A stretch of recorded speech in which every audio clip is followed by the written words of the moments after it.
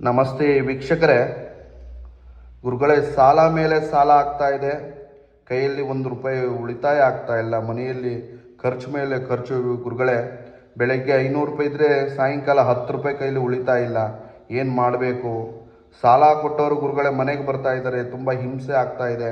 ಎಲ್ಲಿ ಊರು ಬಿಟ್ಟು ಹೋಗ್ಬಿಡಬೇಕು ಅನ್ನಿಸ್ತಾ ಇದೆ. ಗುರುಗಳೇ, ಏನು ಮಾಡೋಣ ಅಂತ ಟೆನ್ಷನ್ನಲ್ಲಿರ್ತೀರಿ. ನಿಮ್ಮ ಸಾಲ ಎಲ್ಲ ತೀರಬೇಕು, ನಿಮ್ಮ ಕೈಯಲ್ಲಿ 4 ಕಾಸು ಓಡಾಡಬೇಕು, ನಿಮ್ಮ ಮನೆಯಲ್ಲಿ ಆ ಧನಲಕ್ಷ್ಮಿ ಪ್ರಾಪ್ತಿ ಆಗಬೇಕು ಅಂದರೆ ಈ ತಂತ್ರ ಮಾಡಿ. ನಿಮ್ಮ ಮನೆಯ ದೇವ್ರ ಮನೆ ಮುಂದೆ ಒಂದು ಅರಳಿ ಮರದ ಎಲೆ ತಗೊಳ್ಳಿ.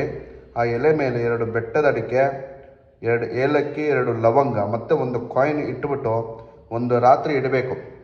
ಇಟ್ಬಿಟ್ಟು ಬೆಳಗ್ಗೆ ಎದ್ದಿದ ತಕ್ಷಣವೇ ಕೆಂಪು ಬಟ್ಟೆ ಇಲ್ಲ ಹಳದಿ ಬಟ್ಟೆಯಲ್ಲಿ ಕಟ್ಟಿಬಿಟ್ಟು ನಿಮ್ಮ ಮನೆ ಮೇನ್ ಡೋರ್ ವಾಸ್ಕಲ್ ಇರುತ್ತಲ್ಲ ಅಲ್ಲಿಗೆ ಕಟ್ಟಿ, ನಿಮ್ಮ ಮನೆಯಲ್ಲಿ ಧನಲಕ್ಷ್ಮಿ ಪ್ರಾಪ್ತಿ ಆಗುತ್ತೆ, ನಿಮ್ಮ ಸಾಲ ಎಲ್ಲ ತೀರೋಗುತ್ತೆ, ನಿಮ್ಮ ಕೈಯಲ್ಲಿ 4 ಕಾಸು ಓಡಾಡುತ್ತೆ. ಮಾಡಿ. ನಮಸ್ಕಾರ.